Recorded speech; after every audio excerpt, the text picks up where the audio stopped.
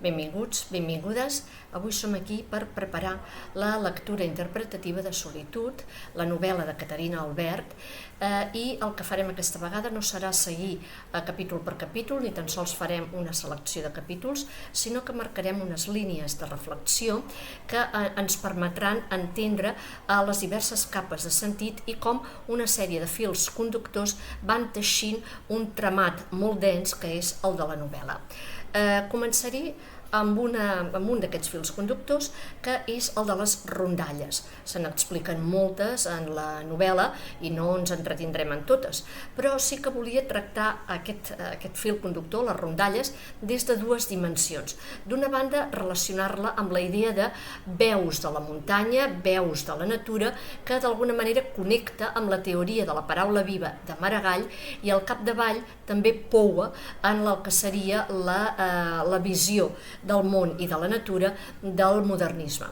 D'altra banda, volia, en una altra dimensió, en un altre ordre de coses, oferir alguna idea, alguna pauta sobre les temàtiques, els continguts d'aquestes rondalles i també el tractament que es fa d'aquestes línies temàtiques.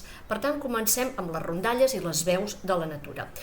Tingueu present que tot el que explica el pastor a la Mila, recordeu que la Mila s'enfronta a un entorn, el de la muntanya, que moltes vegades per a ella és hostil, la muntanya és aclaparadora, és fosca, no és un entorn amable, i aquí aquestes dimensions ciclòpiques d'aquest entorn natural de la muntanya hi trobem molt de ressò de Verdaguer. Però quan el pastor li fa conèixer el paisatge i de cada raconet li explica una llegenda, una rondalla, doncs la Mila hi manté una relació afectiva més amable, més propera, més familiar.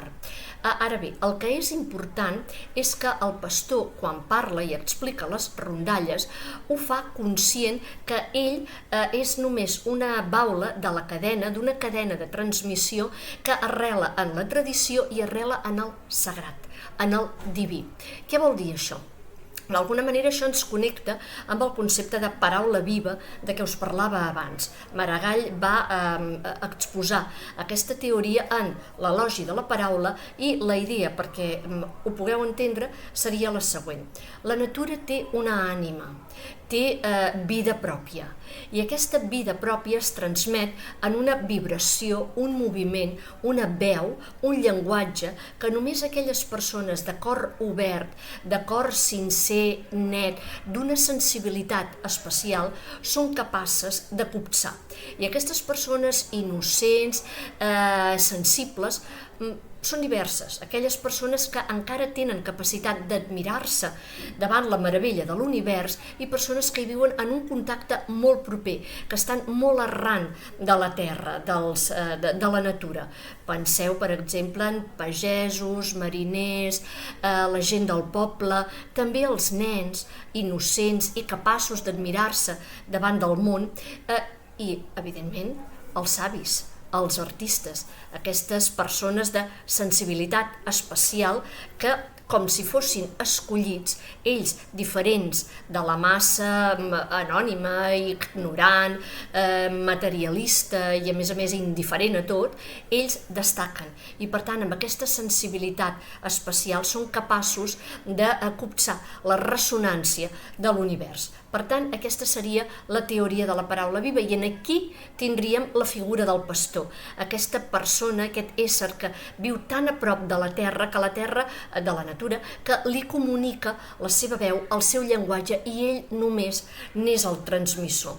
Aquesta inspiració, d'alguna manera ell, el pastor, la veu com una inspiració divina i és que és com un artista creador que d'alguna manera és equiparable a la figura de la divinitat creadora. Mireu, si no, com ho diu quan acaba d'explicar la llegenda del senyor de la vall de Llisquens i la Mila, corpresa i admirada, li pregunta: però d'on tregeu tantes llegendes? Com les sabeu? Qui us les ha explicat? I aquesta és la resposta del pastor.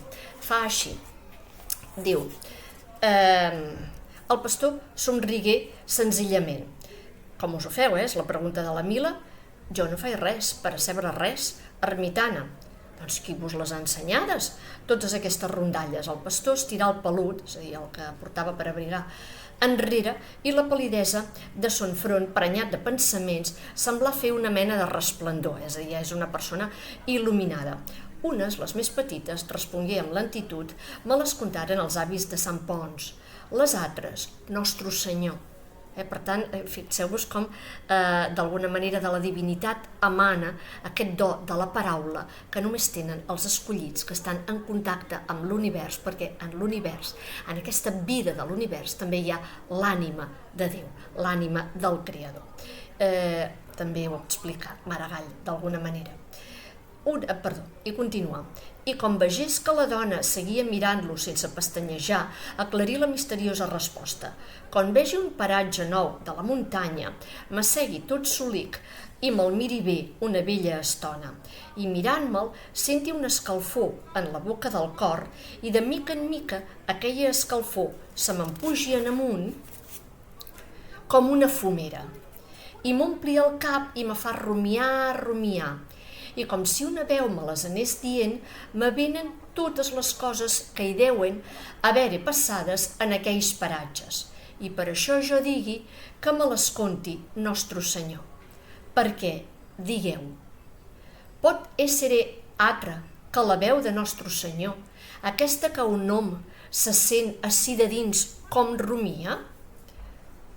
I en ell, en el pastor, els ulls serens del Creador, i resplendir la fermesa d'una santa convicció enterament innocent de presumpcions. És a dir, no estava presumint, no estava fent el fatxenda, estava convençut que la seva inspiració venia de Déu, de Nostre Senyor.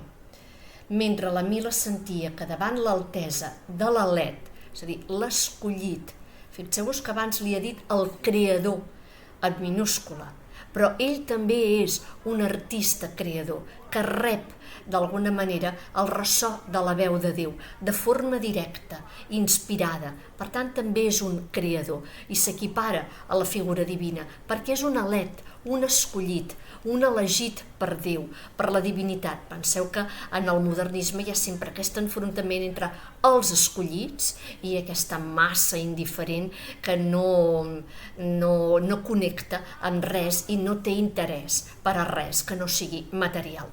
Per tant, aquell enfrontament artista-burgesia ja el tenim d'alguna manera traslladat ara a aquest entorn. Ell és l'Alet i davant de l'Alet la Mila s'humiliava fins a la pols de la terra. Per tant, es prosterna davant d'aquesta grandesa del Creador, que en aquest cas és el pastor.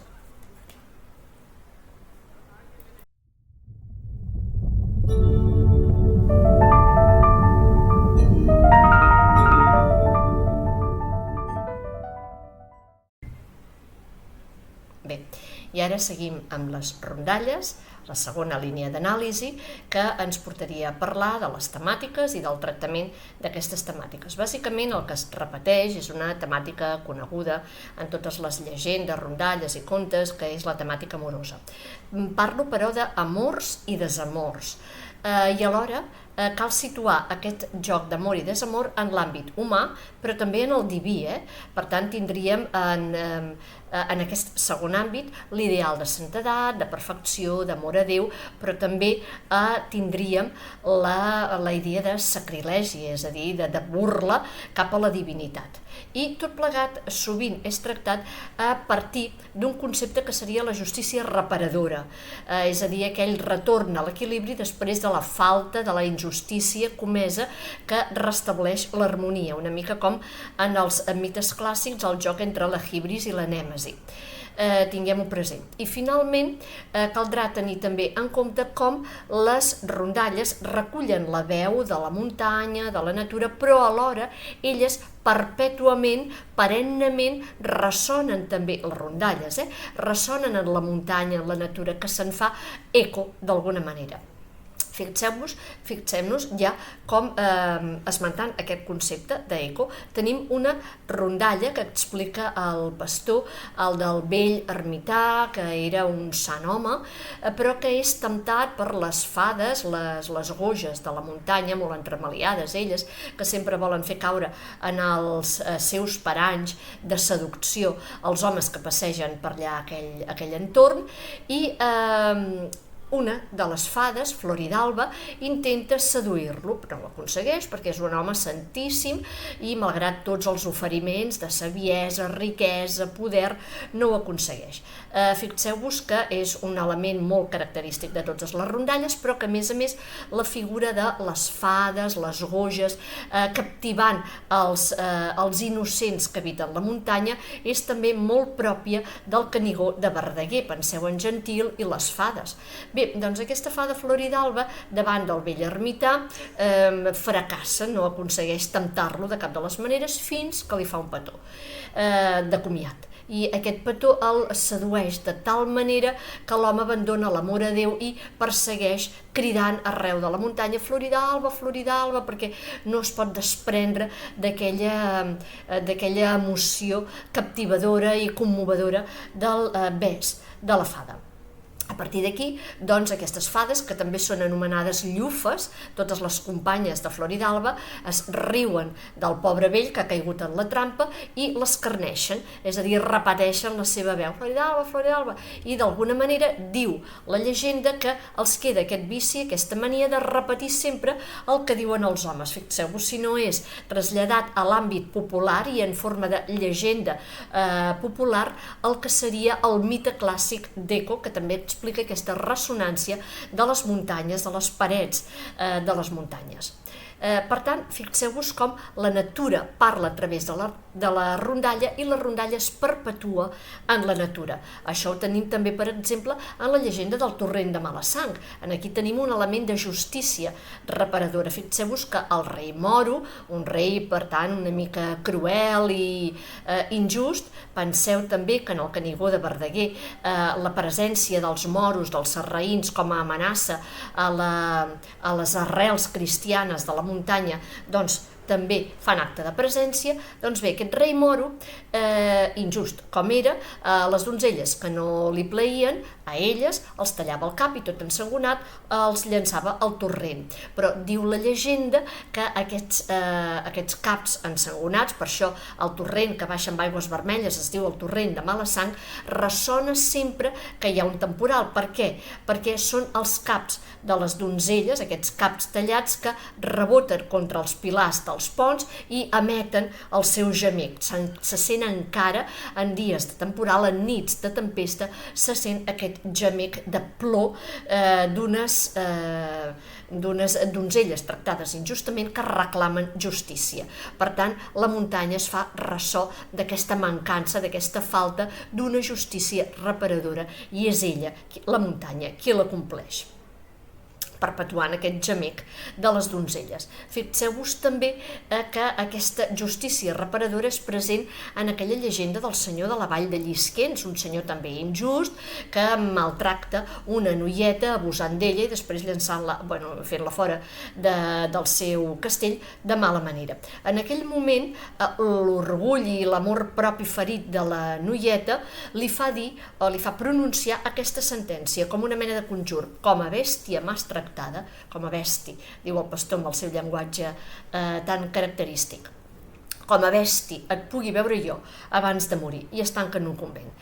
Sempre és aquest ideal de santedat que encarnen molts personatges. I abans de morir, ja convertida en monja, quasi en santa, doncs es compleix aquella profecia.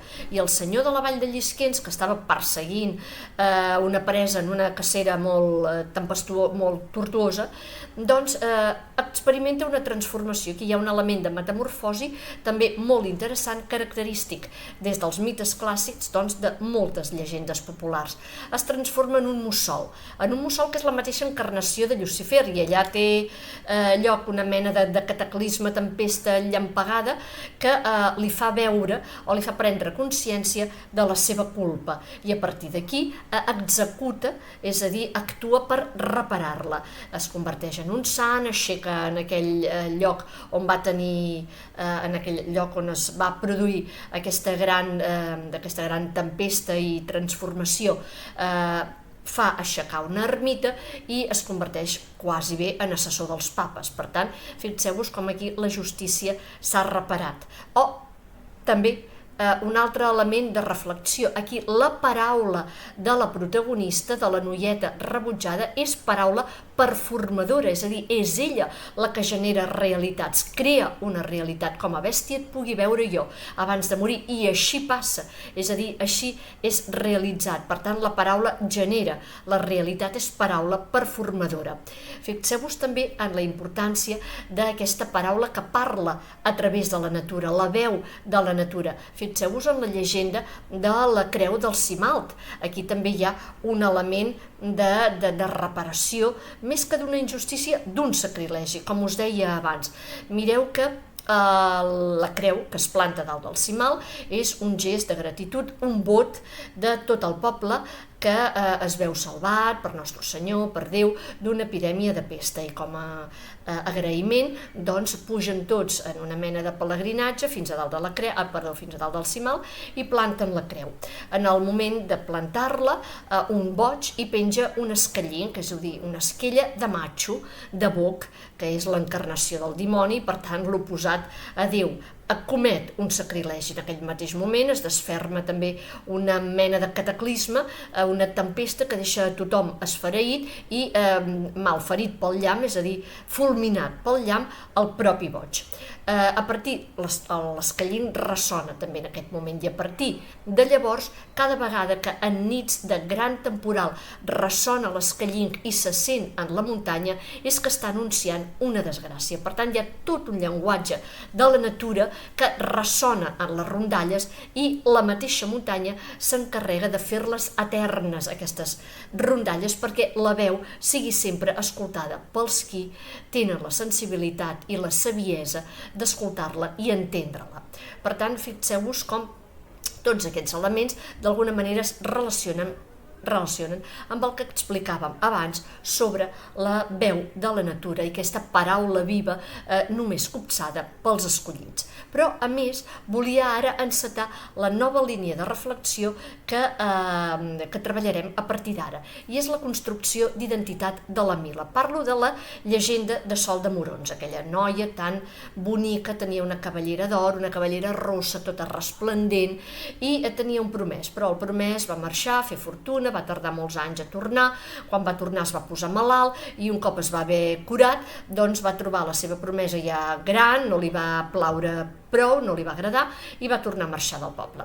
Però en l'episodi de la malaltia, la protagonista, li diuen Sol de Morons perquè la seva cabellera rossa resplendeix com un sol, un altre element també molt propi, la bellesa d'alguna manera de les protagonistes representada en aquestes cabelleres de fil d'or. Doncs aquest Sol de Morons, la protagonista, doncs, com a ofrena al sant, a Sant Ponç, que és un altre dels leitmotivs que repassa tota la novel·la i amb qui la Mila té una relació una mica ambivalent, doncs com a prometença Sant Ponç li ofereix la seva cabellera com una mena de vot si el salva de la malaltia. Efectivament així passa, i Sol de Morons es talla la cabellera.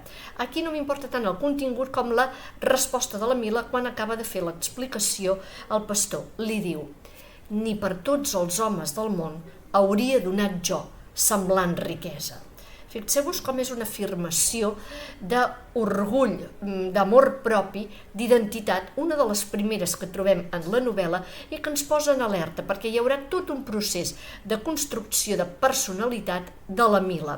La Mila en relació amb l'entorn, amb les persones que la volten, primer el marit, el Maties, després el pastor, que és aquesta figura protectora, benefactora, l'antagonista del pastor, que és l'ànima, la relació amb tota la gent de Morons, del poble, la gent del Mas, de Sant Ponç, totes aquestes relacions configuraran a poc una personalitat, una identitat de la Mila que serà la nova identitat, la que trobarem en el darrer capítol.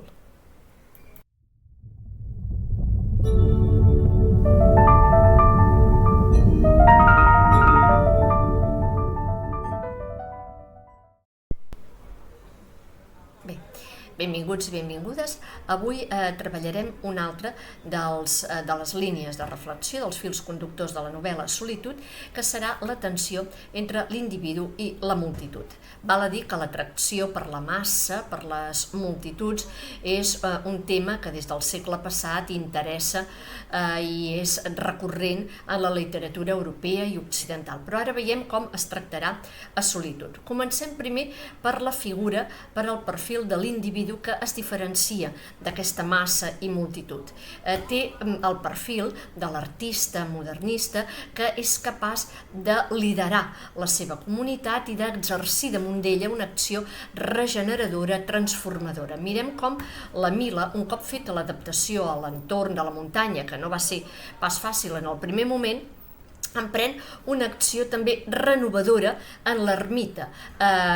Decideix que cal netejar-la des de les dependències interiors de l'ermita, des de la casa fins a la capella. Cal netejar-la, posar-li ordre, eliminar el caos que imperava. D'alguna manera, per tant, està regenerant el seu entorn i està exercint aquesta acció transformadora. Aquest procés és paral·lel a una revifada física, perquè arriba la primavera, ella se sent animada, una mica més arrelada a la muntanya, sent un cert confort i a aquesta revifada física l'acompanya també una certa revifada anímica. Per tant, d'alguna manera estem en un moment en què la Mila viu aquest procés àlgid de reparació una mica dels mals que havia sofert en arribar a la muntanya. Bé, fixem-nos com en aquest procés de neteja hi ha un moment que és interessant. Ella es troba fent neteja de tots els elements de la capella, figures, sants, etc. També els exvots, obro un parèntesi, són aquelles ofrenes que els fidels feien arribar al sant, a Sant Ponç, si aquest els havia ajudat en algun objectiu molt preuat, en una curació, si el sant havia intervingut, en senyal de gratitud feien aquesta ofrena, se'n diuen exvots. Entre aquests exvots hi ha una bacina, és a dir, una safata daurada, que quan la Mila la neteja, la frega perquè estava plena de pols, de teranyines, de brutícia, i actua com un mirall perquè és metàl·lica. I ella es contempla i es troba bonica. No només això, sinó que es fa un petó a si mateixa en contemplar la imatge. Ho diu així. És un moment, és una escena narcisista, però que apunta una línia que ja assenyalàvem, la construcció d'una identitat que comença per reparar una autoestima molt ferida. Només és el primer pas, caldrà treballar molt més aquesta identitat, és a dir, reconstruir-la molt més, però som en l'inici d'aquest procés. I diu així la novel·la. Que bonica sóc així, és el que exclama quan s'autocontempla. Pensar, mirant-se fixament i de repent, acostant la bacina als llavis, es besar a si mateixa dins del clotet. El clotet és la mateixa safata, feia una mena de concavitat petitona enmig, aquí es veu reflectida i es fa aquesta besada. Immediatament se sent avergonyida i se sent culpable perquè encara és molt fràgil aquesta autoestima i genera aquest sentit de remordiment. I diu: No ho havia fet, però, que cada altre cop com la grana i guaitar amb astorament de tots costats, és a dir, li fa vergonya que l'hagin vista en aquesta actitud autocontemplativa i d'autoreconeixement i fins i tot d'autocomplaença. I acaba així: i ara, quins rampells me passen avui, rumiar confosa i sentint-se els ulls plens de llàgrimes. Mireu aquesta culpabilitat com està molt instal·lada en ella mateixa. I quan tornà el pastor li va somriure amb una rialleta tímida d'infant que ha romput quelcom. És com si hagués fet un pecat, hagués comès una falta, se sent culpable d'aquesta acció. Ara bé, anem evolucionant, en aquest episodi anem avançant en la novel·la. Aquest procés de neteja i de regeneració culmina en la festa de Sant Ponç. La festa és una festa de poble, tot Morons puja a dalt de l'ermita, fan la celebració portant-hi moltes roses que són beneïdes pel sant, surt en processó, hi ha una cerimònia religiosa. En aquest moment la Mila, en aquest procés en què ella se sent més o menys arrelada a l'entorn, combrega amb una devoció popular que l'arrossega a una experiència quasi mística. La gent s'agenolla, la gent venera, canta el sant en el moment que surt en processó, i la Mila, que no ho havia experimentat mai, sent aquesta comunió amb la gent del poble, que és una comunió espiritual, és a dir, sent aquesta mena de devoció, d'èxtasi col·lectiu que comparteix amb els altres.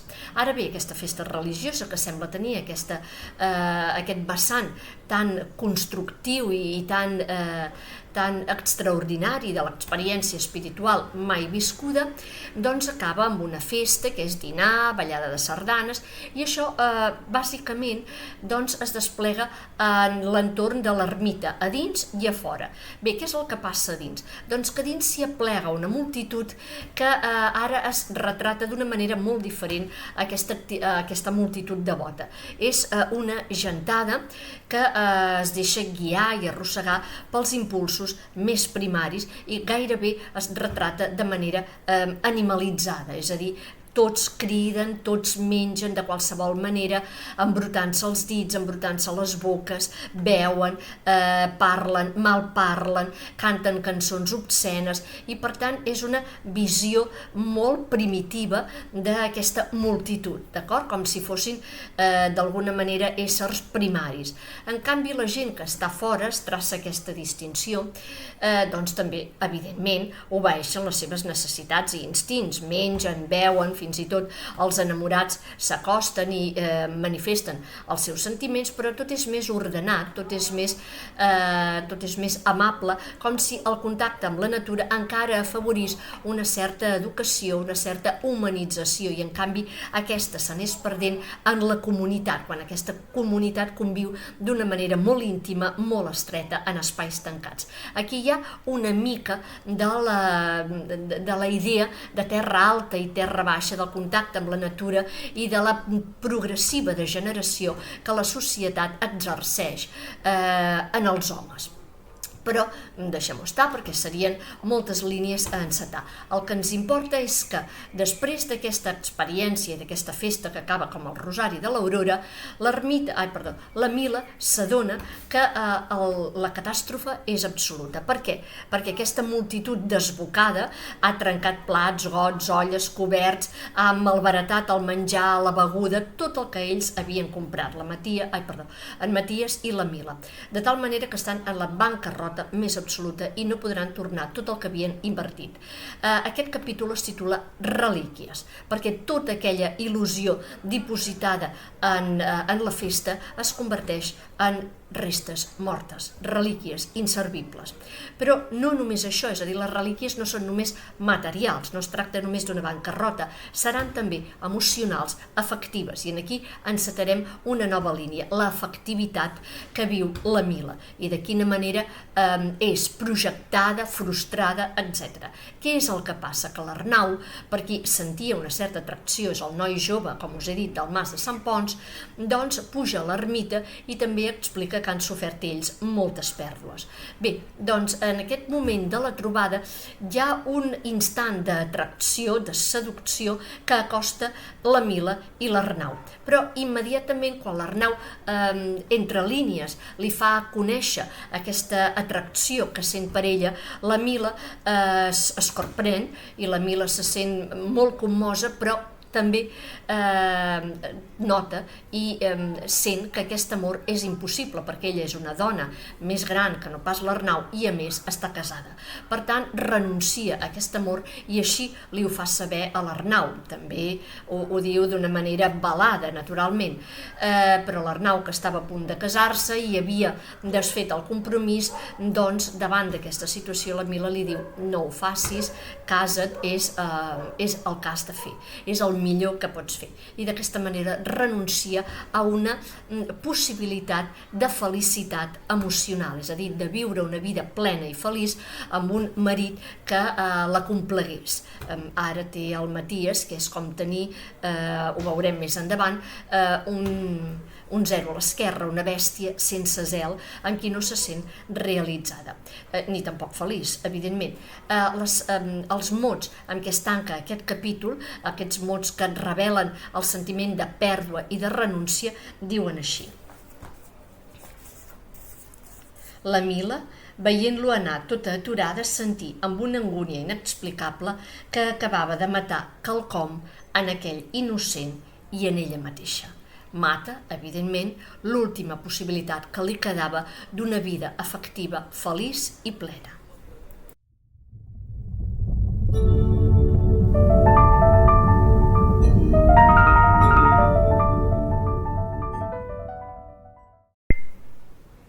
Bé, seguim amb un altre fil conductor. En aquest cas és l'afectivitat en va de la Mila, de la protagonista. És a dir, tant les ànsies afectives com les necessitats afectives d'aquesta dona. Perquè, d'alguna manera, hem de distingir aquests dos pols, aquests dos vessants. Per una banda, necessita projectar tot el seu afecte, l'afecte que guarda en el seu interior, però per l'altra necessita també rebre'l, és a dir, necessita estimar i projectar la seva vida afectiva, però també necessita d'alguna manera ser estimada.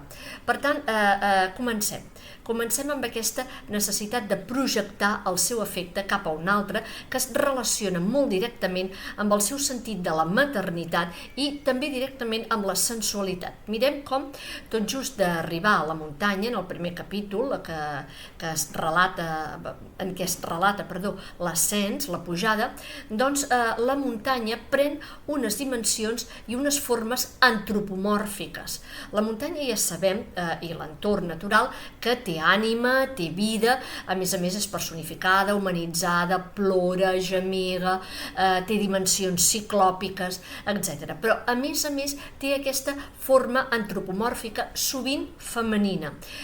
Mireu com en aquest capítol d'ascens, que abans us deia, es parla de dos corriols, de dos canals, per on van pujant la Mila i en Maties, i en el punt de trobada, en la cruïlla d'aquestes dues canals, d'aquests dos camins, hi ha un relleu del terreny que diu s'assembla a un pit, i encara per fer més semblança, és a dir, més retirada al pit, aquest pit de dona, doncs al mig de la rodonesa hi ha un relleu més menut, més petit, que és el que semblaria el mugró. Per tant, tenim aquest element, aquest referent que ens remet per una banda a la sensualitat, per l'altra banda a la maternitat. Val a dir, i obro un parèntesi, que la sensualitat serà una altra de les línies de reflexió, perquè és molt interessant i és un tema tractat amb originalitat i amb una certa gosadia, és a dir, audàcia per l'època en què va ser publicada la novel·la, i es tracta de no només la sensualitat de la Mila, sinó l'exploració del desig femení. I tanquem el parèntesi. Ara el que ens interessa és veure aquest sentit maternal que viu, molt arrelat en la Mila. Mireu que quan arriba a l'ermita, al cap de poc, coneix en Baldiret, el nen que sempre acompanya el pastor.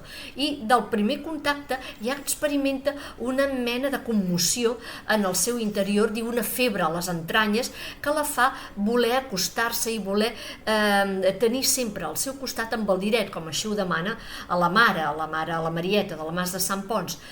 I no només això, a mesura que avancem ens trobem amb aquell capítol de neteja que abans comentàvem, i en l'ermita, mentre està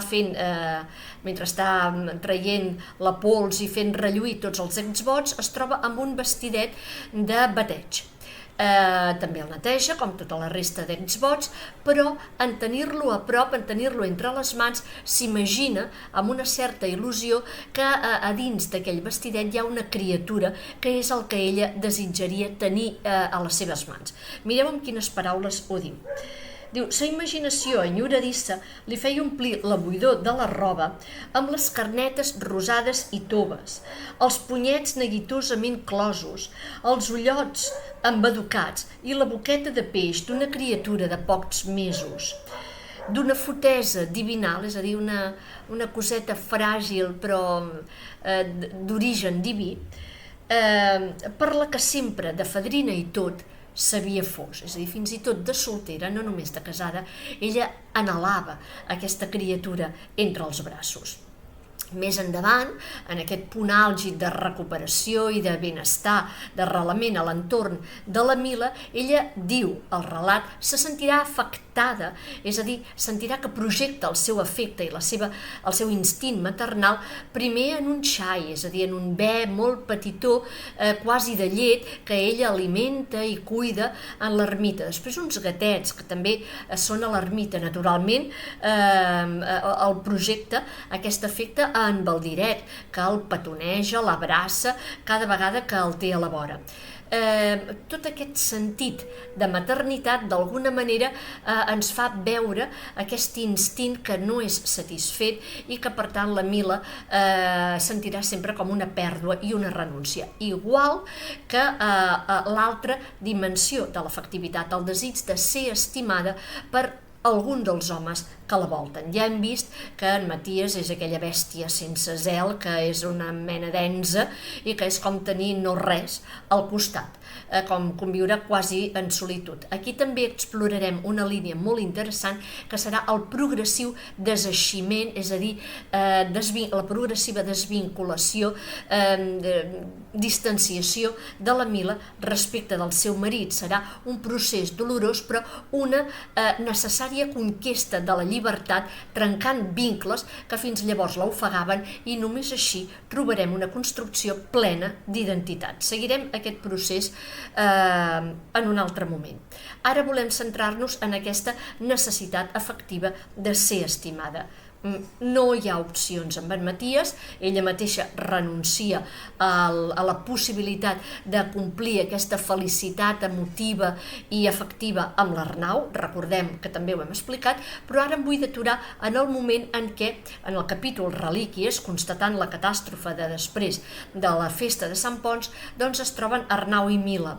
En el moment de l'encontre hi ha un acostament que sembla que d'alguna manera és fruit de la seducció, de l'atracció que experimenten mútuament. I aquí hi ha una lectura, hi ha un relat que revela aquesta passió i aquesta sensualitat que la Mila copsa en la figura de l'home jove, perquè és més jove que ella, i tot preparat per a l'amor, per a la passió, per al desig. Mireu com ho diu. Diu, i sentir por d'aquells ulls penetrants a la mateixa empenta del desig, por d'aquells llavis encesos i provocatius com un criader de voluptats, por d'aquell tronc gallard, és a dir, d'aquell cos ben format, d'home jove i ben plantat, ple de xardors masclines, és a dir, ple de l'escalfor masculina d'un home jove en la plenitud de la seva vida passional. por d'aquella onada vertiginosa de vida passional que l'envestia de ple en sa solitud eixarraïda de dona abandonada. Mireu quina autoconsciència de la pròpia situació i d'allò que l'atrau i que voldria, però que no pot realitzar i senzillament se li planteja o se li presenta al davant i només pot renunciar-hi. En aquest moment d'atracció mútua i recíproca entre Arnau i Mila, a la Mila la recobreix una mirada que no és la de l'Arnau i que la salva de la temptació. És la mirada del pastor que, com sempre, és aquella mirada protectora, benèvola, la mirada d'un guia, d'un far que il·lumina el seu trajecte per la muntanya i en qualsevol cas, a partir d'aquest moment es concreta una oració, una expressió que s'anirà repetint com un leitmotiv al llarg de tota la novel·la. El pastor la mira sempre amb una mirada calda, devota, infinida, i d'alguna manera la protegeix i la salva de moments de dificultat. Fixeu-vos que el pastor mira d'aquesta manera perquè és aquell creador escollit que sentia la veu de la inspiració divina i per tant la seva mirada només pot ser devota, és a dir, casta, santa, infinida, és a dir, divina, i per tant té aquesta escalfor que la protegeix, aquesta escalfor de santedat, de perfecció. Per això l'atracció o l'acostament que la portarà a sentir-se molt a prop del pastor és una experiència tota diferent de la de l'Arnau, no té res a veure amb la sensualitat, amb la passió ni amb el desig. És, diguem-ne, un amor platònic, és una proximitat espiritual, però tot i així es farà il·lusions de viure una certa felicitat afectiva i emotiva amb el pastor, però avançant en la novel·la veurem que això també és d'alguna manera frustrat. És una opció que fracassa, perquè quan el pastor revela la seva edat s'adona que s'havia estat fent il·lusions quan ella pensava que era un home de mitjana edat i en realitat és, per l'època, un vell. I es va repetint a si mateixa, un negat, un vell, un negat, un vell. I és que després del moment àlgid en què la Mila es troba més o menys bé a la muntanya, s'inicia un declivi en el capítol de relíquies que anirà increscendo fins a arribar a aquest punt culminant de frustració absoluta i que acabarà en el desenllaç de la novel·la que ja veurem. Però en qualsevol cas aquesta frustració marca també la vida de la Mila a la muntanya i construeix la seva personalitat a partir no només d'allò que coneix i el pastor li revela, sinó també a partir de la coneixença del dolor, de la frustració i del fracàs.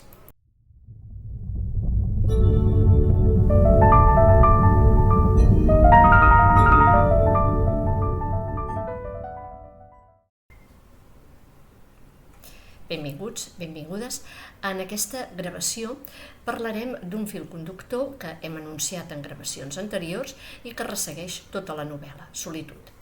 Es tracta de la sensualitat, si voleu, l'exploració del desig femení, de l'erotisme que la Mila experimenta d'una manera clara i veiem com també se seguirà un procés en aquest àmbit. Fixem-nos que en principi trobem una escena amb un cert grau d'erotisme en què la Mila experimenta la crida del cos, diguem-ne, és a dir, la voluntat d'un benestar, d'una placidesa, de la satisfacció d'un desig físic, corporal, que d'alguna manera experimenta ella tota sola, però que la posa en contacte amb la natura en una escena que té un cert grau d'erotisme. Es tracta del capítol dedicat o que es titula Primavera, en aquell moment en què la Mila experimenta la seva revifada física i anímica, i l'escena explica el següent. Ella es troba cosint en una tarda a l'ermita, fa una miqueta de calor i troba que estarà còmode i estarà bé cosint a l'hort. Allà se'n va amb la capsa de costura i en un moment determinat sent aquella son, aquella voluntat d'abandonar-se, d'abandonar tot el cos i de sentir aquell benestar del contacte amb l'herba i s'hi estira, s'hi ajaça amb els braços oberts, les cames també entreobertes, el pit una mica descobert perquè feia calor i així s'adorm en aquest estat de placidesa, en aquest estat de benestar corporal. Així ho explica o ho relata l'escena. Diu a la Mila, que estava emperesida pel temps i per haver-se llevat de matí, aquella frescor li donà al cap d'una estoneta ganes de jaure i boi sense traure's de la falda la roba que cosia, tirar el cos enrere, deixant-se anar d'esquena sobre la terra en decliu, és a dir, una mica de pendent que feia al marge. Dins del pit hi sentia, com en l'atmosfera, l'escalfor d'un caliber de vida colgada, és a dir, ella sent una cremor, una escalfor, com la mateixa primavera, està en contacte, en consonància, en correspondència amb la natura, i sent aquest palpitar, aquest batec de vida, que també és una crida del cos. Diu, els ulls se li enlluernaren borratxament de verdors fortes i de clapes lumíniques. Mireu l'ús del llenguatge, borratxament, és com una pèrdua de control i de sentit, perquè són els sentits els que dominen, en aquest cas els corporals. I un desig somort i las d'estirar els nervis li havia fet apartar els braços del cos i ajaçar-los en l'herba, palmes a l'aire i amb la sang aturada pesadament en les venes. És com una mena de quietud en què només fas atenció a la voluntat del cos i dels sentits. En aquesta disposició s'adormí, més el son, mofeta i impiedós de si, li esbatanà una mica els dos davants del sac, quals botons alts li havia fet descordar la calor, li encongia una cama en forma de puntell i li entrevirà el bust de front a la malesa, és a dir, es descorda una mica i queda el seu cos a la intempèrie, a la vista de tothom, i com que sense adonar-se'n s'ha dormit enfront d'unes mates i bardisses, la malesa és allà al darrere que l'espia, que l'està assetjant l'ànima, com sempre que apareix d'alguna manera. Ella ho copsa com amb una mena d'intuïció i es desperta molt alterada. Però ara tanquem aquí aquesta escena i el que volem és resseguir la presència i manifestació d'aquesta sensualitat. Sovint és presentada com un desig frustrat i no és l'únic. Recordem que la frustració és una experiència que la Mila transita i viu. Veiem la frustració afectiva quan renuncia a l'Arnau. Cal tenir present el sentiment de maternitat frustrada, del qual d'aquest sentiment ella n'és conscient. Hi ha un moment en què pugen a l'ermita unes persones, una família que porta una criatura plena de nafres, de xacres, molt malalta, i va justament a l'ermita per les aigües de Sant Ponç, que són miraculoses, i ella, en veure aquella criatura tan fràgil, tan malalta, tan de cos tan migrat, pensa que a vegades la maternitat no és només una font de felicitat i un regal, sinó que és una creu, un càstig que Déu imposa a pares i mares.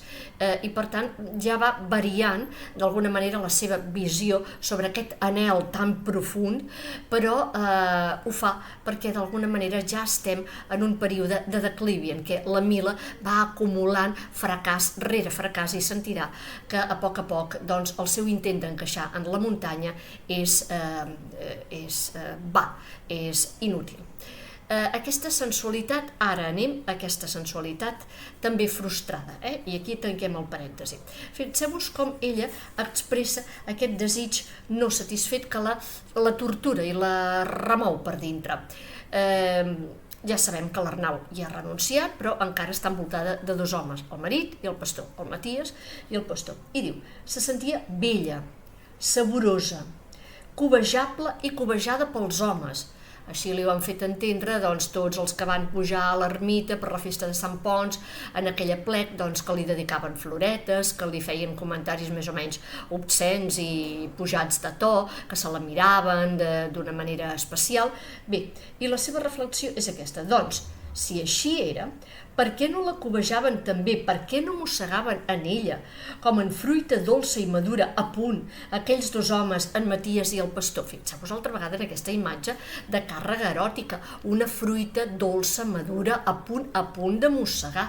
Per tant, el referent dels sentits i del sentit passional és evident en aquest cas. I mireu com continua. els qui ella havia volgut fer, el Maties i el pastor, do generós de si mateix, és a dir, és una entrega, l'entrega del propi cos, de tota la vida afectiva, però és bastant impossible, no són opcions viables. En Maties la tenia com es tenen totes les habituds, sense cap encís, sense cap sorpresa, sense cap recança. No hi ha ni una espurna de delit en aquesta ànima freda que és en Maties, per tant la té com es té un moble o un objecte. I el pastor, més endavant, el pastor no la tenia ni la voldria tenir de cap manera. Ell és l'home de santedat i per tant no és pensable, no és viable aquest anhel projectat en el pastor. I diu, abans, com després de la desfeta, havia estat per a ella el mateix que per a la jove del mas, que per a tothom, fins i tot per a les bèsties. Una mena de providència benefactora que tot ho emparava per igual, sense distincions ni preferències. Ell és l'home escollit, l'home de santedat irreprotxable i per tant no hi ha possibilitat que el desig de Mila se satisfaci amb el pastor. Ara bé, aquesta sensualitat que recorre la novel·la i que sovint s'expressa en aquest sentit de frustració arriba a un punt culminant quan és en penúltim capítol una sensualitat, diguem-ne directament sexualitat agredida, violada. Parlo de la salvatge violació de l'ànima. I no voldria fer spoiler, però cal parlar de la novel·la des del principi fins al final. Molt bé. Recordeu que l'ànima apareix a l'ermita de sobte, una nit, la Mila està sola, ja ha mort el pastor, i l'ànima apareix amb tot el seu aspecte animal. Sempre és presentat amb un perfil bestialitzat, de la mateixa manera que la muntanya té formes antropomòrfiques i és humanitzada. Doncs l'ànima, tot i dir-se ànima, amb una certa dosi d'ironia, és presentada com una bèstia salvatge, amb unes extremitats peludes, com de bogiot, diu la Mila, és a dir, com de bèstia de la muntanya, amb unes celles sobresortins, amb un front que és més de simi que de persona, i allà espanta la Mila, que queda esfereïda, que comença a córrer per protegir-se i veure's tota sola davant d'aquell home en la nit, i en la seva correguda entra a la capella, allà es dona un cop amb un ferro que sobresortia d'una porta i cau estabornida. En el moment d'anar perdent la consciència, sent però que la grapa de l'ànima, fixeu-vos que no és la mà ni el braç, és la grapa, una grapa d'animal, de bèstia, cau poderosament sobre ella, sobre el seu cos, es precipita. I a partir d'aquí hi ha un espai en blanc i ja el relat continua després del que tots imaginem. És a dir, el silenci narratiu acompleix aquí una funció transcendental, o més ben dit, dues. La primera, convocar, invocar el lector, en aquest cas tots nosaltres, els narrataris. Aquí va destinada la narració perquè omplim aquest buit i cadascú s'imagina l'escena de la violació, però d'alguna manera participem en el relat perquè reconstruïm el significat. El relat està construït, però està construït amb buits i som nosaltres els que l'omplim de sentit. De la mateixa manera que, si això és el final, al principi també teníem un buit narratiu. La Mila anava per primera vegada a les aigües del Bram de Sant Ponç, les hi mostrava el pastor, i els primers contactes que tenia amb la muntanya i amb l'ermita, i li explicava que eren aigües miraculoses, les aigües de Sant Ponç, i ella allà feia un prec.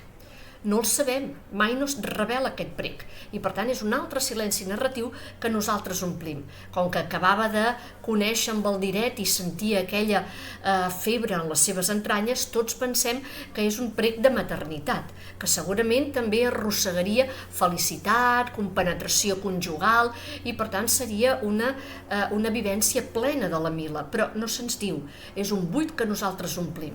I després acompleix una altra funció important, aquest silenci narratiu en el penúltim capítol, situar-nos en un punt d'inflexió també culminant i decisiu per acabar de construir, de reconstruir la identitat de la Mila. Una identitat que a força de dolors i frustracions i decepcions s'ha fracturat i està fragmentada, però que ara, des del dolor, es tornarà a reconstruir. Aquest serà la propera línia de reflexió.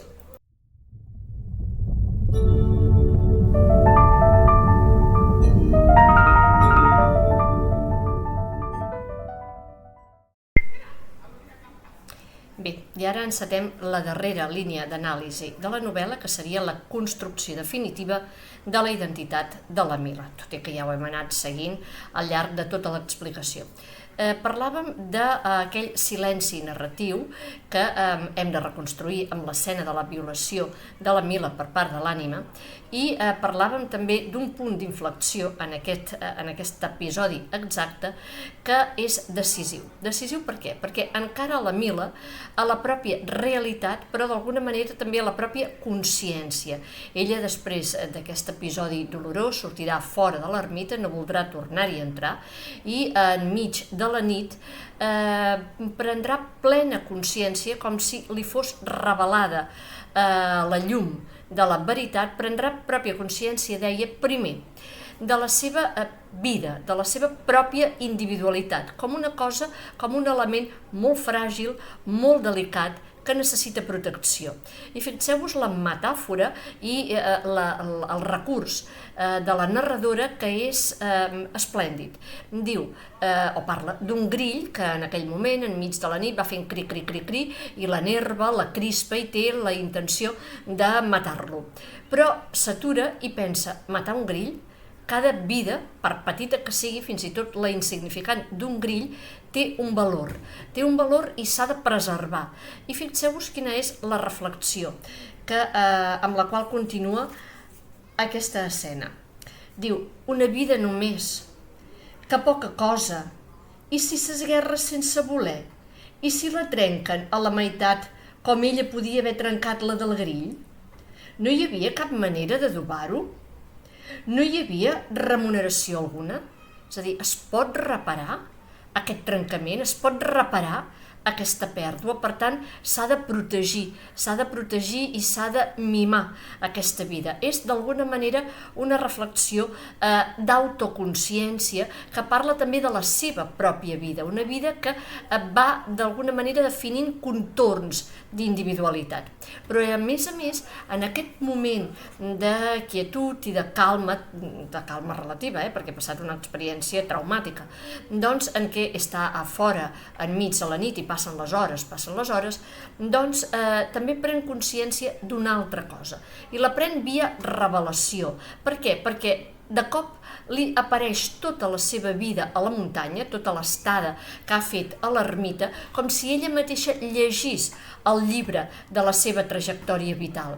I en aquest llegir-se, ella és narratària i interpreta. Interpreta per què? Primer perquè fa una analèpsia, és a dir, un flashback, d'alguna manera recorrent tot el passat més recent. I en aquell moment entén senyals, signes, rondalles, paraules que no havia entès fins llavors. Entén, per exemple, totes les aparicions a l'ànima, les seves mirades, el seu assetjament, els gemecs que feia com sons guturals, la seva bestialitat. Ho comprèn tot. Comprèn també la relació entre l'ànima i el pastor. Comprèn les paraules de la gent de Morons quan van anar a trobar el cadàver del pastor que semblava que s'havia estimbat. Entén que és ell, l'ànima, l'assassí del pastor, i no cap altra cosa. Les paraules soltes de la gent en aquell moment li ho fan entendre, no només l'assassí, sinó el que li va prendre els diners amb els quals ha volgut pagar els serveis de la Mila a l'ermita, pensant que ella mantenia la mateixa relació així, doncs, de mercadeig del propi cos amb el pastor. Ho entén tot, se li revela tot.